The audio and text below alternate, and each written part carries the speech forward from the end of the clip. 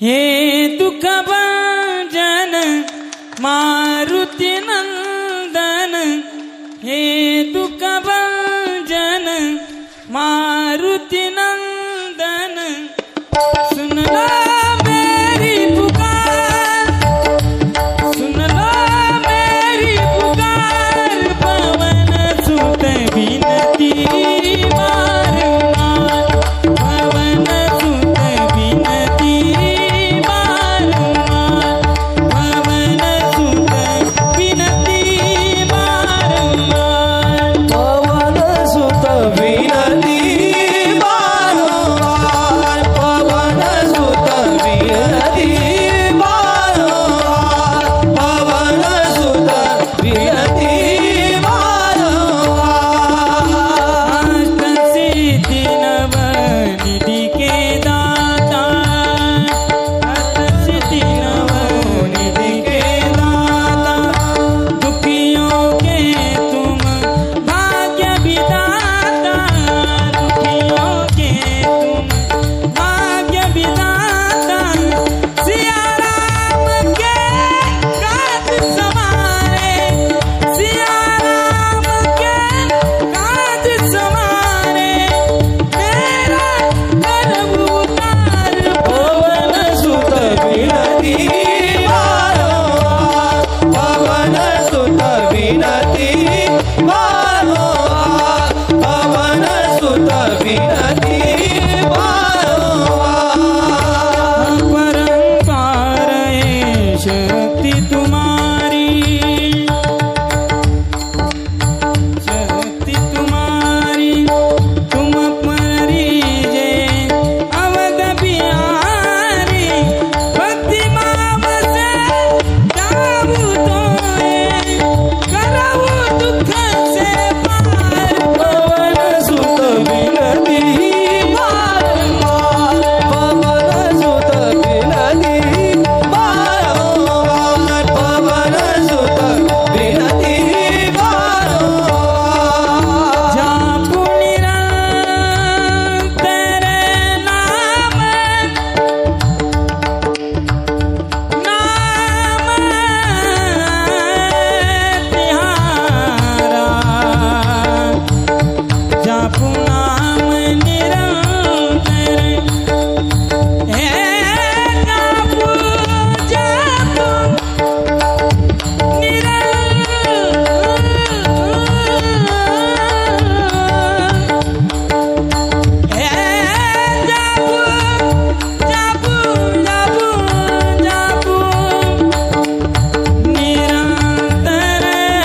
नाम तिहारा, नाम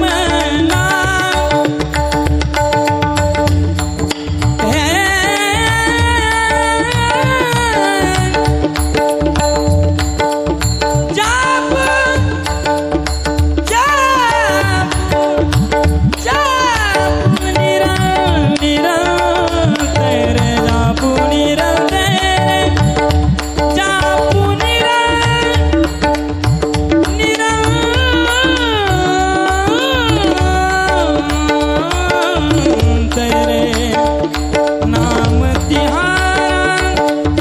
जापु निरंतर नाम तिहारा, जापु निरंतर नाम तिहारा, अब नहीं छोड़ू तेरा द्वारा, अब नहीं छेड़ू तेरा द्वारा, राम भक्त मोए शरण मनीजे, राम भक्त मोए शरण मनीजे, भाव सागर से तार, पवन सुत विनती बारंबार, पवन सुत विनती बारंबार, पवन सुत विनती बारंबार।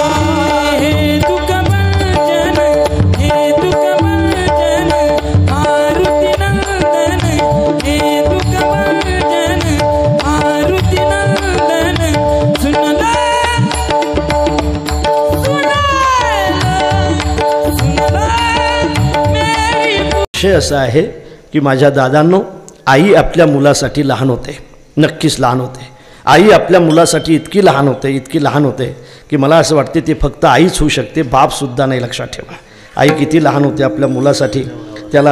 त्याच्या तोंडामध्ये ज्यावेळेला दात नसतील ना त्यावेळेला त्याला घास घालताना अशी चुरून भात असला तरी एक एक घास घालत असते. मला असं वाटते ज्या वेळेला मुलाच्या तोंडामध्ये दात नाहीत त्यावेळेला आई जर चुरून त्याच्या तोंडामध्ये घास घालत असेल तर ज्या वेळेला आपल्या आईवडिलाच्या तोंडामध्ये दात राहणार नाहीत त्यावेळेला सुद्धा त्याच्या ताटामध्ये अशी चपाती असू द्या, अशी भाजी असू द्या की जेणेकरून त्यांना चुरून खाता येईल. असं जर तुम्ही करत असाल तर तुम्हाला आशीर्वाद घेण्यासाठी कोण्याही तीर्थाला जाण्याची गरज पडणार नाही. बघा, बोलत असतात म्हातारी माणसं पुन्हा एकच बोलत असतात. कंटाळा मानू नका. लहान होता तुम्ही, तुमचे आजोबा तुम्हाला एका यात्रेमध्ये घेऊन गेले होते, फुगा पाहिला होता तुम्ही, सारखं म्हणत होते फुगा फुगा फुगा फुगा फुगा म्हणत होते. एक तासभर सारखं फुग्यासाठी रडत होते. आजोबाने तुम्हाला फुगा घेऊन दिला, नंतर फोडला, तुम्ही आणखी रडायला लागले. एक तासभर जर त्याने तुमचं फुगा फुगा फुगा फुगा म्हणणं सहन केलं असेल तर घरातल्या म्हाताऱ्या माणसाचं पुन्हा बोलणं सुद्धा तुम्ही सहन केलं पाहिजे.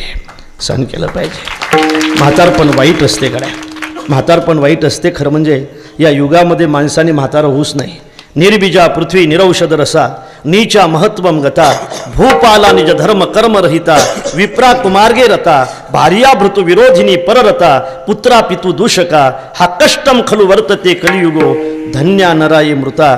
या कष्टतर कलियुगामध्ये जास्त दिवस जगण्यापेक्षा लवकर मेलेली माणसं फार चांगली राहतील असं भागवत सांगते, पुराण सांगते. मला असं वाटतंय म्हातारपण फार वाईट असते गड्या. गुडघे दुखत असतील, जवळच जर कुठं घाण झाली असेल तर राग मानू नका माझ्या राजांनो. तुमची आजी आजोबा त्या ठिकाणी, आई त्या ठिकाणी, आत्या जेवायला बसले होते, रांगत गेले होते तुम्ही त्यांच्या ताटाजवळ.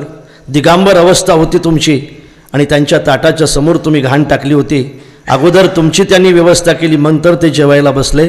त्यांच्या ताटापुढची घाण जर त्यांनी सहन केली असेल तर मला असं वाटते आपण सुद्धा आपल्या घरातल्या म्हाताऱ्या लोकांचं म्हातारपण सहन करा. तुम्हाला आशीर्वाद भेटल्याशिवाय राहणार नाही. म्हातारपण वाईट असते. थुंकी तोंडामध्ये आली असेल, थुंकल्याशिवाय पर्याय नसेल. थुंकी तोंडामध्ये आली असेल, थुंकल्याशिवाय पर्याय नसेल. खापर लवकर दिसत नसेल. एखाद्या वेळेला तुम्ही समोर उभे असाल, तुम्ही फार श्रीमंत असाल, तुमचं फार मोठं नाव असेल समाजामध्ये, एखाद्या वेळेला तुम्ही समोर उभे असाल, एखाद्या वेळेला, आणि ते थुंकी घेण्यासाठी जर प्रेमाने तुमचा हात पुढे झाला ना जन्मभर तुम्हाला कोणाच्या पुढे हात पसरवण्याची गरज पडणार नाही. बघा,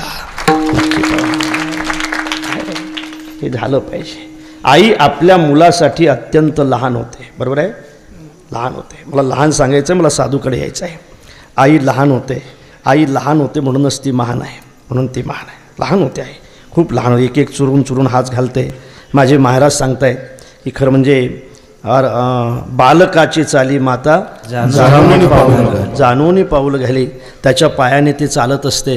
2-4 महिन्याचं असते साहेब. ते असं टाकलेलं असते, असं बाजूने आई बसलेली असते, त्याच्याशी बोलत असते. आता माझं छकुलं झोपणार आहे, त्याला काही समजत नाही, काही नाही समजत त्याला. आता माझा पिंटू झोपणार आहे, दादा आता भांडे राहिले, बरोबर आहे ना, आता धुणं राहिलं, धुणं धुवायचं आहे राजा मला आता तू झोपलं पाहिजे, छान झोपलं पाहिजे. तुझे पिता आता घरी येणार आहेत, पिता घरी येणार आहेत तुझे पिता आता. त्यांच्या अंगावर मला थंडगार पाणी टाकायचं आहे. आता तू झोपलं पाहिजे दादा. लहान असताना आई जर इतक्या प्रेमाने तुमच्याशी बोलत असेल तर म्हातारपणी मुलाने सुद्धा आपल्या आईशी प्रेमाने बोललं पाहिजे. झोपत असते आई त्याला. गाय झोपली गोठ्यात घरट्यात चिमुताई परसात वेलीवर झोपल्या गजाई.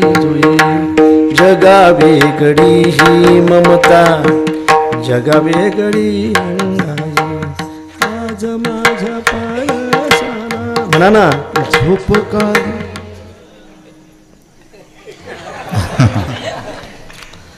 अर्थात आई आपल्या मुलासाठी लहान होते म्हणून ती महान आहे. गुरुजी सुद्धा आपल्या विद्यार्थ्यासाठी लहान होत असतात म्हणून ते महान आहे. गुरुजी अत्यंत लहान होत आहेत, खूप लहान होत आहेत, खूप लहान होत आहेत, शिकलेले आहेत, खूप शिक्षण झालेलं आहे त्यांचं. पहिल्या वर्गाच्या मुलाला शिकवण्यासाठी त्यांचा आता नंबर आहे. पहिल्या वर्गावरच्या मुलांना शिकवणं अत्यंत कठीण असते बघा, फार विचित्र असतात पोरं. असं वाटतंय गुरुजीला की आपण यांना शिकवतो, पण ते बऱ्याचदा गुरुजीला शिकवत असतात. अहो लहान मुलाला शिकवणं फार कठीण आहे. विचारलं, गण्या उशीर झाला, उशीर का झाला गण्या? गुरुजी म्हटले, माझ्या आईने मला भातकं खाण्यासाठी 5 रुपये दिले होते आणि गुरुजी ते हरवले गुरुजी, आणि ते शोधण्यामध्ये मला उशीर झाला गुरुजी. तेवढ्यात गण्या आला. गण्या तुलाही उशीर झाला? हा गुरुजी मलाही उशीर झाला गुरुजी. तुला का उशीर झाला? मी त्या पैशावर पाय देऊन उभा होतो गुरुजी, मला उशीर झाला. मुलांना शिकवण्यासाठी गुरुजी अत्यंत लहान होत आहेत. गुरुजी लहान होत आहेत, शिकवत आहेत. मला असं वाटतंय ती पाटी आपल्या हातात घेतात. नारायण असं शून्य काढलं पाहिजे, इकून दांडू मारला पाहिजे. नारायण खालून मारतो. अरे नारायण असं शून्य, असं दांडू नाऱ्यावरून मारतो. नाऱ्या असं शून्य इकून, नाऱ्या इकून मारतो. नाऱ्या एका महिन्यापासून मी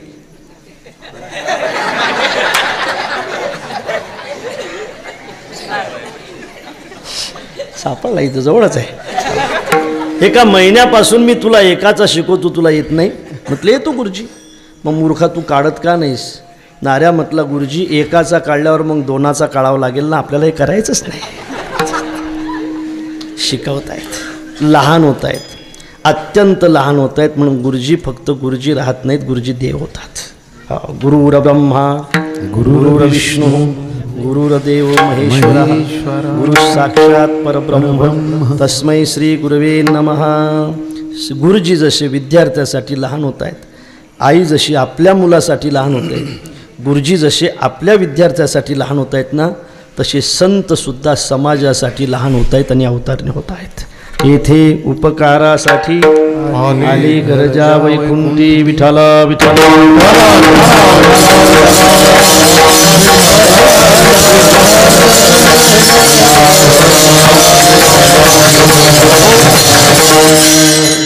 गुरुजी हे संत होते दादांनो.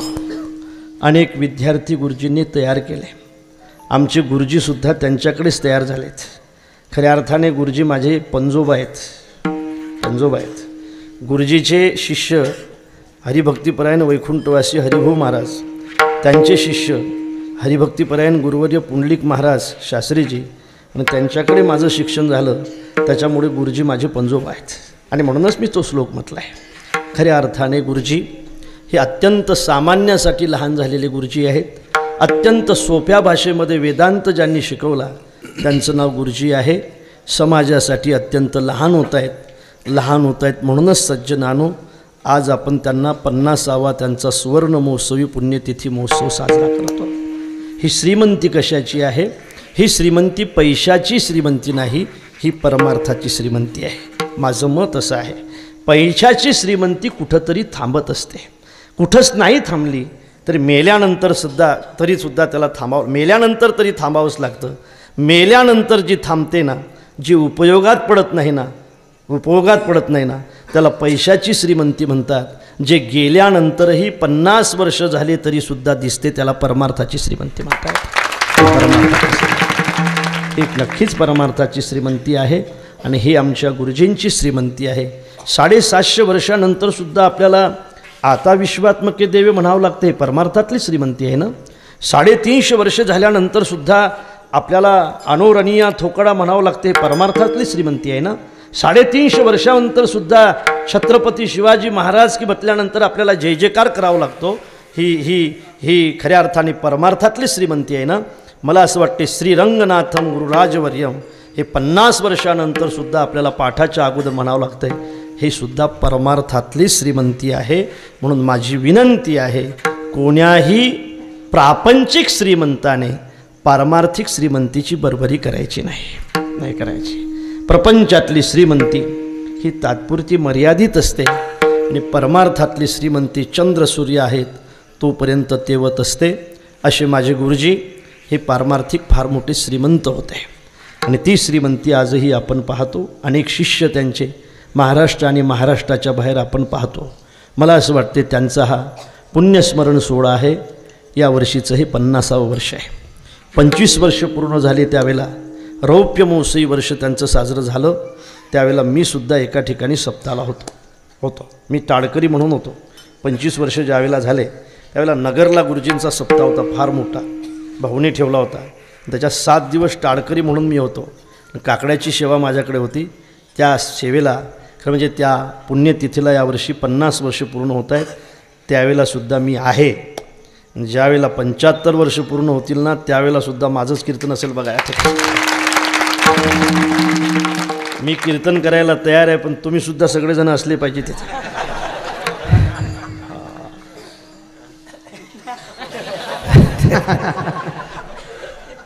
हे आहे तुमचं काय? नाही शेगाव नाही, आणखी 25 वर्ष थांबणार आहेत ना? थांबणार 75 वर्षानंतर याच महोत्सवाचा आपल्याला अमृत महोत्सव करायचा आहे. 100 वर्षानंतर याच महोत्सवाची आपल्याला शताब्दी करायची आहे. मी सांगू तुम्हाला, संवाद करण्याचा अधिकार समसत्तेमध्येच असतो. समसत्तेतला संवाद हा फलित होतो. सत्ता जर विषम असेल तर त्यातला संवाद फलित होत नाही. मला असं वाटतं की ज्याचा अनुभव तुम्हाला आहे त्याचा मलाही असला पाहिजे, त्यामध्ये संवाद उभा राहतो. एखाद्या गोष्टीचा जर आपल्याला अनुभव नसेल तर त्या वस्तूबद्दल आपण विवादही करायचा नाही आणि संवादही करायचा नाही, कारण त्याचं फलच भेटत नाही. दोघांनाही ज्ञान नाही. मृदंग फार चांगला वाजतो हे म्हणण्याचा अधिकार त्यालाच आहे की ज्यांनी मृदंग शिकलेला आहे. खूपच मस्त गायक आहे ना तुमचं असं म्हणण्याचा अधिकार त्याला आहे की जो स्वतः गायक आहे. मला वाटतं गायनाची स्तुती करण्याचा अधिकार त्यालाच असतो की जो पहिले गायन शिकलेला आहे. जो शिकलेलाच नाही त्याला चांगलं आणि वाईट म्हणण्याचा अधिकार काय उरतो? म्हणून व्यवहार जो होतो तो जसा समान सत्तेमध्ये होत असतो ना, तसा संवादसुद्धा समान सत्तेमध्येच होतो. समान सत्तेमध्ये होतो. समान सत्ता म्हणजे दुःखाची सत्ता असेल, पदाची सत्ता असेल, पैशाची सत्ता असेल, ही समान सत्ता ज्या ठिकाणी असेल त्या ठिकाणी व्यवहार आणि संवाद होत असतो. माहीत आहे आपल्याला रामायणामधला प्रसंग आहे की ज्यावेळेला रामप्रभू वनवासामध्ये जात आहेत. वनवासामध्ये गेल्यानंतर ऋषमुख पर्वतावर जात आहेत. ऋषमुख पर्वतावर गेल्यानंतर त्या दोघांचाही संवाद आहे. रामायणामध्ये अनेक संवाद आहेत, त्यापैकी या दोघांचा संवाद आहे. अर्थात ऋषमुख पर्वतावर सुग्रीव राहतो. रामप्रभूचा आणि सुग्रीवाचा संवाद आहे. त्या संवादातल्या अनेक गोष्टी आहेत. तो संवाद होतो का? त्यांची का मैत्री होते? तर दोघांचं दुःख समान आहे म्हणून त्यांची मैत्री होते. समानशीले व्यसनेषु सख्यं, नाही का? मृगा मृगई संग मनोरजंती, गावश्च गोभी स्तुरगास तुर्गई, मूर्खश्च मूर्खई सुधीय सुधीवी, समानशीले व्यसनेषु सख्यं. सत्ता समान असली पाहिजे, त्या ठिकाणी दोघाचा संवाद होतो. संवादातले अनेक भाग आहेत. त्या ठिकाणी रामप्रभू सुग्रीवाला समजून सांगतायत की सुग्रीवा, मैत्री जर टिकवायची असेल तर त्यातले काही भाग आहेत ते पाळले पाहिजे. मैत्री जर टिकवायची असेल तर त्यातले काही तत्व आहेत त्याचा विचार आपण नेहमी केला पाहिजे. मित्रता जर टिकवायची असेल ना तर घेण्या देण्यामध्ये वाद नसला पाहिजे. ऐकताय ना आपण? मित्रता टिकवायची असेल तर घेण्या देण्यामध्ये वाद नसला पाहिजे. मित्राने आपल्या मित्राला आज कधीच म्हणायचं नाही की काल मी पाहिली होती आज तू पाज म्हणून असं म्हणायचं नाही. हे कॉफीबद्दल बोलतो मी. कॉफी म्हणजे काहीतरी उदाहरण द्यावं लागेल का नाही? घेण्या देण्यामध्ये वाद नसणे हे मित्रतेचं पहिलं लक्षण आहे. आणि आपला मित्र जर संकटात असेल तर त्याला सहकार्य करणं हे मित्रतेचं दुसरं लक्षण आहे. जो मित्र संकटात कामी पडत नसेल तो मित्र कसा? मित्र कसा संकटात कामी? काय गड्या दादा तू लवकर ये. मित्राचा फोन आला दवाखान्यातून, अरे फार भयंकर ॲक्सिडेंट झाला आणि माझं खूप रक्त गेलं आहे, तू लवकर ये. अरे तू चिंताच करू नको गड्या, मी आहे तुझ्यासाठी, माझं सगळं सर्वस्व तुझ्यासाठी आहे, माझं रक्त तुझ्यासाठी आहे, माझं सगळं तुझ्या, अरे ते जाऊ दे फक्त तू पहिले ये.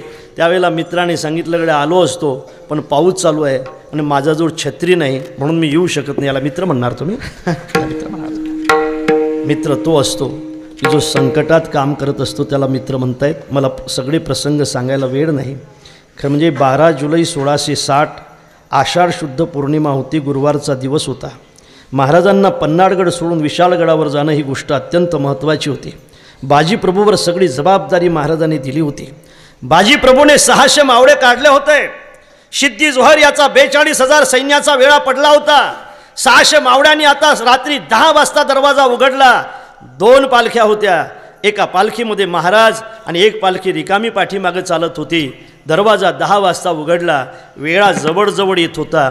100 पावलावर आला होता. आता 50 पावलावर आला होता, 25 पावलावर आला होता, आता 5 पावलावर आला होता. वेळ्यामध्ये मावळ्यांचं पाऊल पडलं होतं. वरून धो धो पाऊस पडत होता, तरीसुद्धा मावळ्यांच्या अंगातून घाम निघत होता. याचं कारण महाराष्ट्राची जोखीम खांद्यावर होती. विशालगडावर पोस्ट करून देण्याची जबाबदारी मावळ्यांची होती. ऐका गड्या, एका जाडीतून डोळे चमकले, एका जाडीतून डोळे चमकले. माणसाचे नाहीत, वाघाचे नाहीत, माणसाचेच आहेत. जाडीतून चमकतात त्या अर्थी गुप्तचर असले पाहिजेत. ठरल्याप्रमाणे रिकामी पालखी पुढे आली. शिवा न्हावी नावाचा एक मावळा त्यामध्ये बसला. महाराजांचा पोशाख त्याने केला होता. दुसरे मावळे मावळा महाराजांना घेऊन पळत होते. गजापूर नावाचं गाव लागलं, तिथे एक खिंड लागली आणि बाजीप्रभूने पाठीमागून गनीम येतो म्हणून पालखी त्या खिंडीमध्ये टेकवली. बाजीप्रभू मुजरा करत होते, जावं महाराज आपण, जोपर्यंत तुम्ही विशालगडावर पोस्ट होणार नाही तोपर्यंत तुमच्या पाठीमागे एकाही शत्रूला येऊ देणार नाही. महाराज, हा बाजी आपल्या प्राणाची बाजी लावेल, पण तुमच्या पाठीमागे शत्रू येणार नाही. महाराज, जावं महाराज आपण. बाजीप्रभू मुजरा करत होते. भवानीची शपथ घेतली बाजीप्रभूंनी. शपथ आहे तुम्हाला भवानीची, लाख मरावे महाराज, पण लाखाचा पोशिंदा मरू नाही महाराज. जावं महाराज आपण. महाराज तिथून निघाले. तिथून 4 कोस असा विशालगड राहिला होता. मावळ्यांना जाण्यासाठी 6 तास लागणार होते. 300 सैन्यानशी 3000 सैन्य 6 तास अडून ठेवायचं होतं. आणि ज्या गडावर महाराजांना पोस्ट व्हायचं होतं त्या गडाला सुद्धा सूर्यराव सुर्वे आणि यशवंतराव सुर्व्यांच्या वेढा होता. त्यांच्या तलवारी महाराजांच्या दिशेने धावल्या. महाराजांच्या मावळ्यांनी कळ तयार केलं. भवानी बाहेर पडली. भवानीने मार्ग मिळवून दिला. महाराज विशालगडावर पोस्ट झाले. महाराजांनी तोफांच्या आवाजाने बाजीप्रभूला आवाज दिला आहे, पोचलो आहे बाजी आम्ही, लवकर या बाजी, तुमची वाट पाहतोय बाजी, तुमचे उपकार आम्ही कधी विसरणार नाही बाजी, लवकर या बाजी. आणि बाजीसुद्धा याच आवाजाची वाट पाहत होते. कशासाठी? जगण्यासाठी नाही, मरण्यासाठी. माझा मित्र जगला असेल, माझा महाराष्ट्र जगला असेल, माझा राजा जगला असेल, तर माझा मित्र जगण्यासाठी, लाखाला जगवणारा मित्र जगण्यासाठी एखादा बाजीप्रभूसारखा शिपाई मेला तरी चालेल. याला मित्रता म्हणतायत. याने होत असते. दुःखामध्ये जे कामी पडतात ते खरे. विठाल विठाल.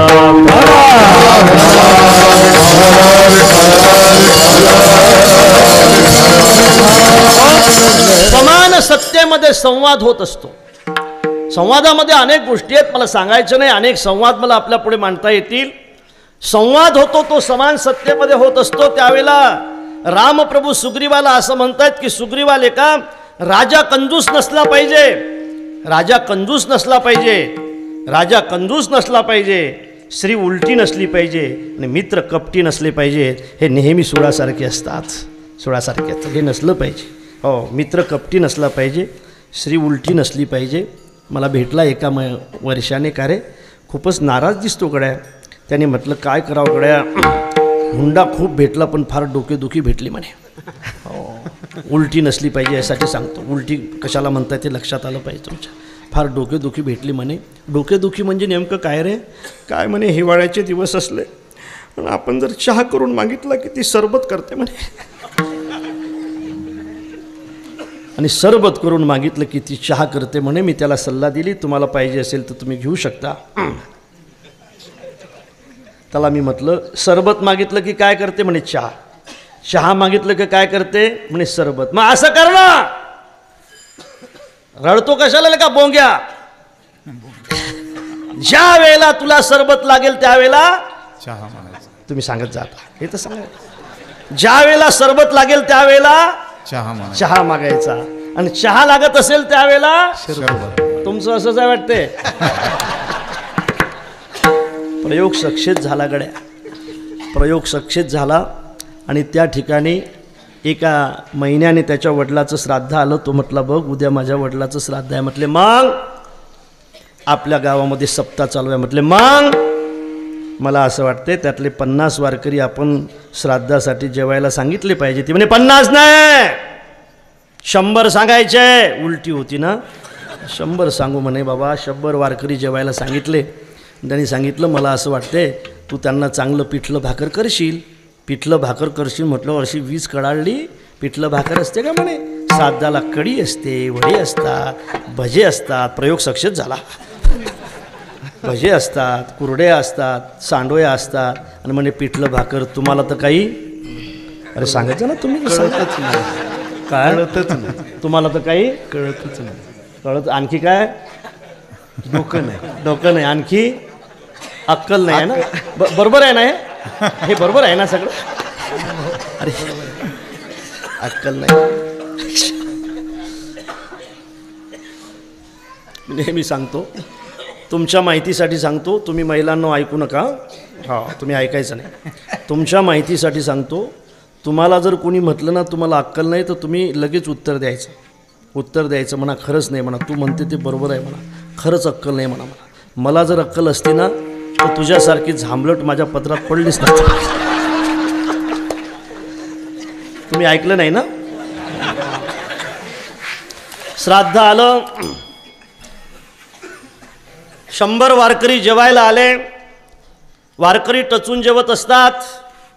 टचून कसं जेवलं पाहिजे.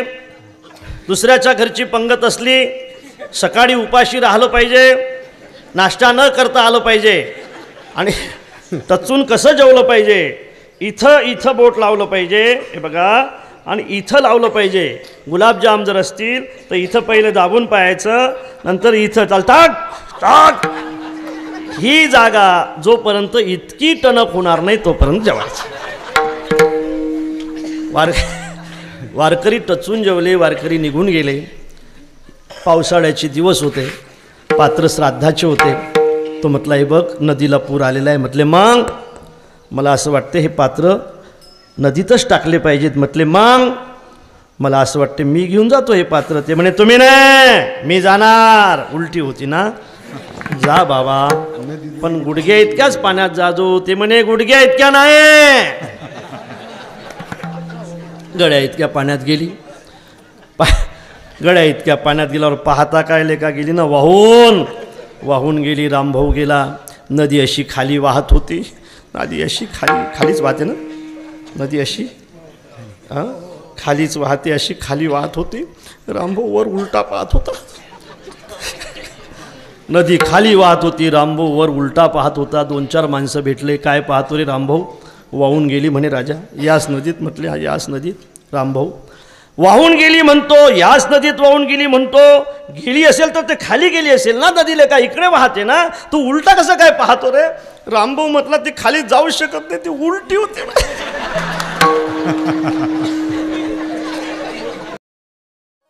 रात दिल में शाम पिया बस तेरे ही ख्यालों में रहती हूँ.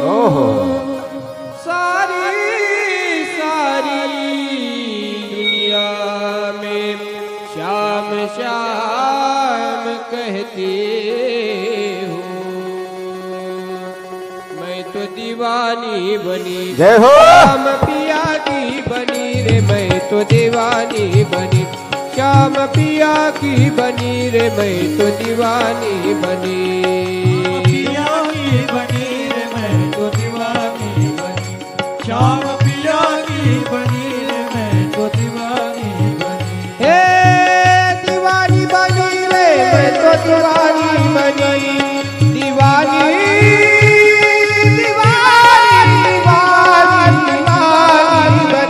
मैं तो दीवानी बनी श्याम पिया की बनी रे. मैं तो दीवानी बनी श्याम पिया की बनी रे. मैं तो दीवानी बनी.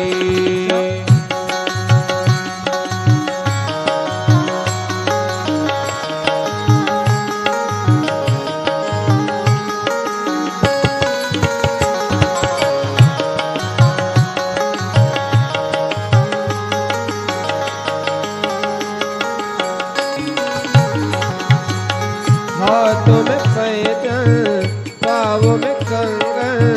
हाथों में पैजन पाँवों में कंगन. हाथों में पैजन पाँवों में कंगन. हाथों में पैजन पाँवों में कंगन. नाक में बुगड़िया लगा के चली. नाक में बुगड़िया लगा के चली.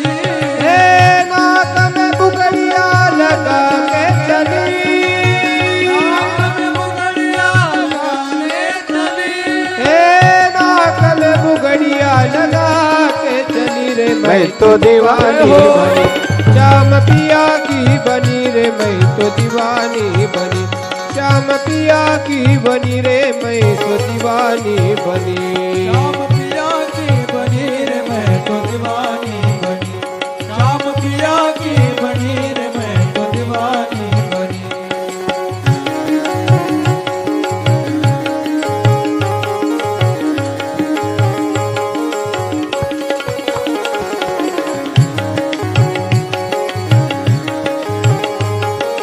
जय हो।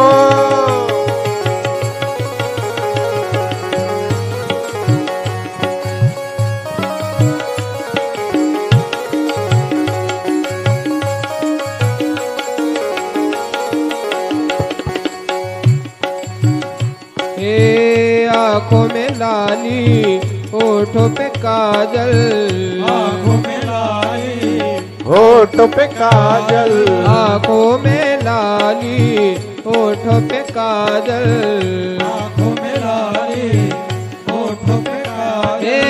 हलदी से मलवट भरने चली। भरने चली। हलदी से मलवट भरने चली।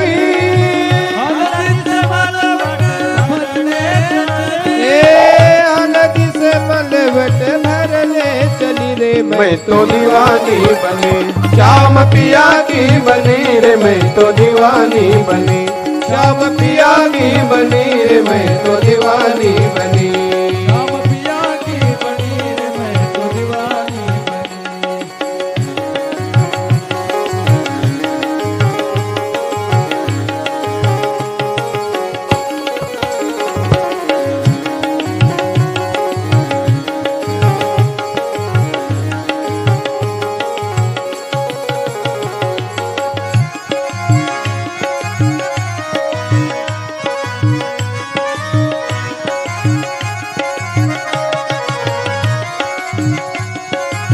ये दीवानापन तो हर एक के जीवन में आना चाहिए।